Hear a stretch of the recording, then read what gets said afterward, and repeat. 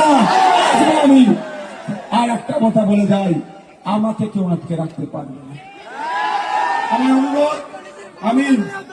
আমার অনুরোধ, আমার অনুরোধ একটা এসআইআর নিয়ে বেশি কথা বলবো না, সময় 1 মিনিট আছে। ফর্মটা ঠান্ডা মেজাজে ফিল আপ করবেন। যদি ফর্মটা ফিল আপ না করতে পারেন, আইএসএফ এর যারা আছে তাদের সাথে যোগাযোগ করবেন। অন্যথায় আমার ফেসবুকের আইডি আছে, দেখেছেন তো, ফেসবুকের আইডিতে ভিডিও ছেড়েছি, পুরো একদম খাতায় কলমে বুঝিয়ে দিয়েছি। প্রথম আপনারা ফর্মের একটা জেরক্স করে নেবেন, জেরক্সের উপর আগে প্র্যাকটিস করবেন, ভুল ভ্রান্তি ওখানে হলে হয়ে যাবে।